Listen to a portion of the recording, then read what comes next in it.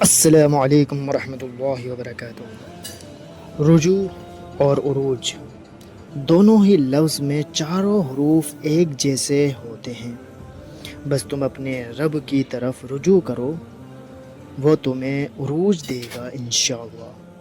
واسطہ پڑے تو نسلوں کا پتہ چلتا ہے، باتوں سے تو ہر شخص خاندانی سا ہی لگتا ہے۔ لفظوں کا استعمال حفاظت سے کرنا چاہیے، یہ ہماری پرورش کا بہترین ثبوت دے دیتے ہیں۔ اس لیے لفظوں کا استعمال تمہارے شہر میں رسم گھر بنانے کی، ہمارے شہر میں سب آستین میں رہتے ہیں۔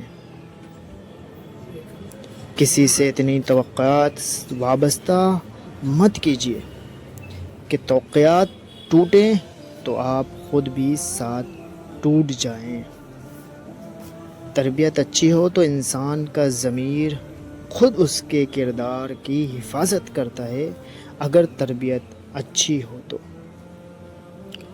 ممکن ہے کہ میں غلط ہوں، پر میرا تجربہ یہ بتاتا ہے کہ غربت ہمیشہ محبتوں اور رشتوں کو کمزور کر دیتی ہے۔ دلوں میں فرق پڑ جائے تو اتنا یاد رکھنا، تمام دلیلیں، منتیں، فلسفے بیکار ہو جاتے ہیں۔ خود کلامی کی عادت ڈال دیجیے، یہ طے ہے کہ چھوڑ دیے جاؤ گے، اس لیے خود کلامی کی عادت ڈال لیجیے۔ ہر کامیاب شخص کے پیچھے نفرت کرنے والوں کی ایک لمبی قطار ہوتی ہے۔ ہر کامیاب شخص کے پیچھے انسان دنیا میں کسی کام سے اتنا نہیں تھکتا جتنا رویوں اور احساس کی شدت سے تھک جاتا ہے۔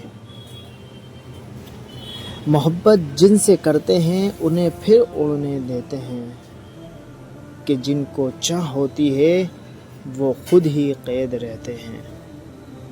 حضرت علی رضی اللہ تعالیٰ عنہ نے فرمایا، فجر کے وقت اگر خود آنکھ کھلے تو سمجھ جاؤ جناب اللہ تم سے راضی ہے۔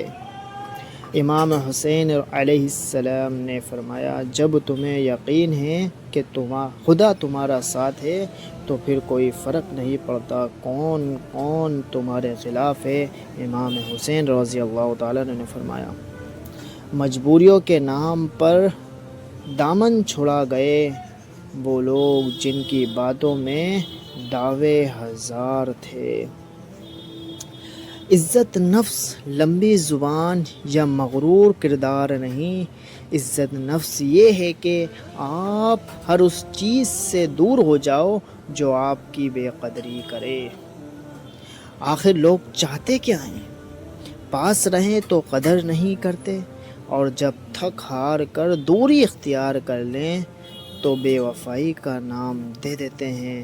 جناب جاتے جاتے ویڈیو کو لائک اور چینل کو سبسکرائب کرنا مت بھولے۔ جزاکم اللہ خیرا۔ السلام علیکم ورحمۃ اللہ وبرکاتہ۔